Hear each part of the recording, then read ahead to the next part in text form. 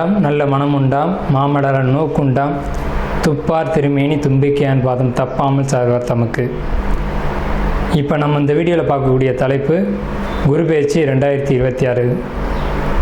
2ஆம் தேதி ஜூன் மாதம் 2026 அன்று நிகழக்கூடிய குரு பெயர்ச்சியானது மிதுன ராசியிலேருந்து கடகராசிக்கு குருபவன் பெயர்ச்சியாகி போகிறாங்க. அந்த கடகராசி அப்படிங்கிறது குருபவனுக்கு உச்ச வீடு. ஸோ அந்த உச்ச வீட்டுக்கு குருபவன் போகும்போது தன்னுடைய முழு வீச்சில் நன்மைகளை அனைத்து ராசிகளுக்குமே கொடுப்பார். அதில் குறிப்பிட்டு சொல்லணும் அப்படின்னா ரிஷபம், மிதுனம், கடகம், சிம்மம், துலாம், தனுசு, கும்பம், மீனம் இந்த 8 ராசிகளுக்கும் முழுமையான நற்பலன்களை அதிகப்படியாக கொடுத்துட்டு மற்ற ராசிகளை 4 ராசிகளை தீமைகளை கொடுக்க போகிறது இல்லை. ஆனால் இந்த ராசிகளுக்கு கொடுக்கக்கூடிய முழு சுப பலன்களை அவங்களுக்கு கொடுக்கறதுல கொஞ்சம் தாமதப்படும், அவ்வளோதான். குரு பகவான் இயற்கை முழு சுப கிரகம் அப்படின்னு பேர். குரு பகவானுடைய காரகத்துவம் அப்படின்னு பார்க்கும்போது ஒழுக்கம், நேர்மை, மெரிட்டாக நடந்துக்கிறது, இந்த மாதிரியான விஷயங்களுக்கெல்லாம் காரகத்துவம் வைக்கிறாங்க. அதனால் இவருக்கு பேர் தன புத்திரக்காரகன்னு பேர்.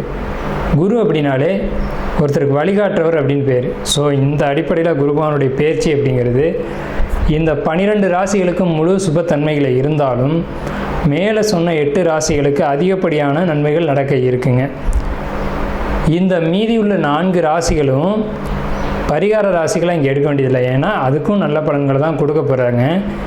இருந்தாலும் இந்த 12 ராசிக்காரங்களும் இந்த 2ஆம் தேதி மார்ச் மாதம் 2026 வருஷம் டைம் நீங்கள் பார்க்க வேண்டிய அவசியம் இல்லை.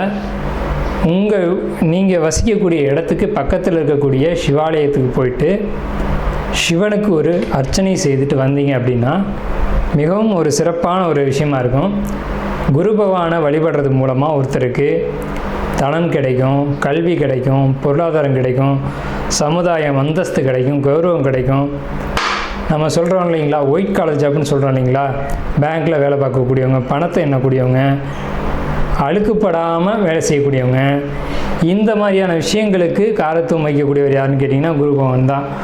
அதுலேயும் கடகராசியில் குரு வர்றது அப்படிங்கிறது கஜகேசரி யோகம்னு பேர். கஜகேசரி அப்படின்னா 100 யானைகள் சண்டையிட வரும்போது ஒரு சிங்கம் எதிர்த்து போட்டிட்டு அந்த 100 யானைகளையும் விரட்டி தள்ளுறது அப்படின்னு பேர். ஸோ இப்படிப்பட்ட கஜகேசரி யோகத்தில் நிகழக்கூடிய இந்த குரு பெயர்ச்சி 2026ஆம் ஆண்டு அப்படிங்கிறது 12 வருஷத்துக்கு ஒரு முறை ஒரு சிறப்பு வாய்ந்த ஒரு வருஷமாக இருக்கும். இதுக்கு பிறகு இன்னொரு 12 வருஷம் கழித்து தான் இந்த ஒரு சிறப்பான ஒரு குரு பெயர்ச்சி அப்படிங்கிறது நிகழும். ஸோ உங்களுக்கு இந்த குரு பெயர்ச்சி கடகராசிக்கு பயிற்சி ஆகுது.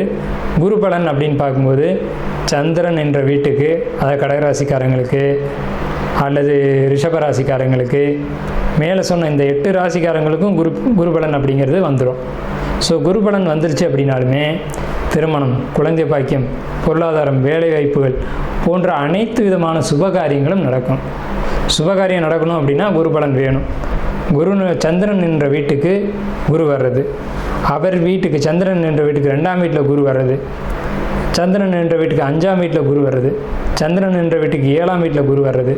இப்போது மகர ராசிக்காரங்களுக்கு 7ல் குரு, இதுவே மீன ராசிக்காரங்களுக்கு 5ல் குரு, இப்படி 5, 7, 9, 11. இப்போ அந்த அடிப்படையில் பார்க்கும்போது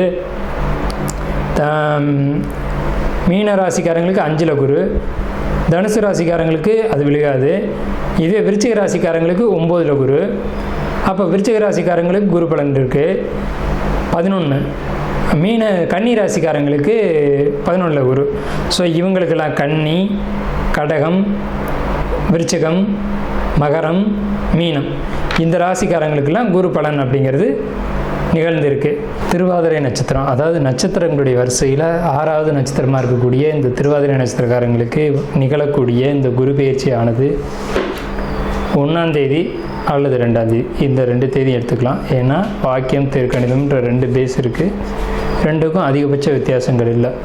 ஸோ இந்த தேதியில் நிகழக்கூடிய இந்த குரு பெயர்ச்சினால், ஏன்னா இந்த குரு பெயர்ச்சி நிகழக்கூடியதே இரவு நேரத்தில் தான் நிகழ இருக்குது. இதில் பெரிய வித்தியாசங்கள் ஒன்றும் இல்லை. இந்த குரு பெயர்ச்சி திருவாதிரை நட்சத்திரத்துக்கு என்ன பலன்களை கையில் வச்சுருக்கு அப்படிங்கிறத நம்ம பார்ப்போம். இந்த திருவாதிரை நட்சத்திரத்தை பொறுத்த வரைக்கும் இரவில் கண் விழித்து வேலை செய்யக்கூடியவங்க அல்லது தொழில் செய்யக்கூடியவங்க அல்லது ஐடி ஜாப்பில் இருக்கக்கூடியவங்களை பொறுத்த வரைக்கும் கண், தூக்கம் போன்ற விஷயங்களில் கவனமாக இருக்கணும். உடல் ஆரோக்கியத்தை பொறுத்த வரைக்கும் பொருளாதார ரீதியாக நம்ம பார்க்கும்போது பணம், காசு அப்படிங்கிற பொருளாதார ரீதியாக நம்ம பார்க்கும்போது பொருளாதார நட்டங்கள் ஏற்பட வாய்ப்பு உண்டு. பொருளாதாரத்தை கையாள தெரியாமல் தடுமாற வேண்டிய சூழ்நிலைகள் வரும். ஸோ ஒரு கடன் அடைக்க இன்னொரு கடன், அந்த கடன் அடைக்க இன்னொரு கடன், அதை 1, 2 ஆகி 2, 3 ஆகி இப்படி வரிசையாக போயிட்டே இருக்கும். அதே சமயத்தில் பெரிய பணம் உங்கள் கையில் புழங்கும். இந்த பணத்தை வச்சுக்கிட்டு ஏற்கனவே ஏற்பட்டிருக்கக்கூடிய கடனை அடைக்கிறதுக்கான சரியான சூழல்கள் மட்டும் பாருங்கள். அடைக்கக்கூடிய சூழல்கள் உங்களுடைய புத்திசாலித்தனத்தால் அதை ஏற்படுத்திக்கலாம் அப்படின்ற ஒரு அமைப்பு இருக்குது. அதை பயன்படுத்தி இந்த பெரிய தொகையை வச்சு 2 கடன்களை அடைச்சி இந்த ஒரு கடனோட இந்த கடன் ஒரு மானியமான ஒரு கடனை வாங்கி நீங்கள் அடுத்தடுத்த லெவலுக்கு போகக்கூடிய ஒரு அமைப்பு, ஒரு யோகம் அப்படிங்கிறது இந்த குரு பயிற்சி நிச்சயமாக கொடுக்கும். இந்த குரு பயிற்சி உங்களுக்கு சிறப்பான குரு பயிற்சி. இதை பயன்படுத்திக்கணும். ஆரோக்கியத்தில் மட்டும் கவனம் செலுத்திக்கணும் அப்படின்ற ஒரு அமைப்பு இருக்குது. அந்த ஆரோக்கியத்தை மட்டும் கவனமாக பார்த்துக்கோங்க. ஆரோக்கியம் அப்படின்றத பொறுத்த வரைக்கும் அதாவது முழிச்சுக்கிட்டே செய்யக்கூடிய வேலை அல்லது கம்ப்யூட்டர் சம்மந்தப்பட்ட வேலை, அதிகமாக உத்து பார்த்து செய்யக்கூடிய வேலைகள்னால் ஏற்படக்கூடிய பாதிப்புகள் தான் இருக்குது. தூக்கம் விழித்து செய்யக்கூடிய வேலைகளால், அதாவது இரவு வேலைகள், அந்த டைமில் தூங்க வேண்டிய நேரத்தில் சரியாக தூங்காமல் ஏற்படக்கூடிய பாதிப்புகளால் ஏற்படக்கூடிய பணி சம்பந்தமான தொந்தரவுகள் அப்படிங்கிறதுனால நீங்கள் அதில் மட்டும் கொஞ்சம் கவனமாக இருங்க. ஸோ மற்றபடி எல்லா விஷயங்களும் உங்களுக்கு சிறப்பாகவும் சாதகமானதும் தான் இருக்கும்.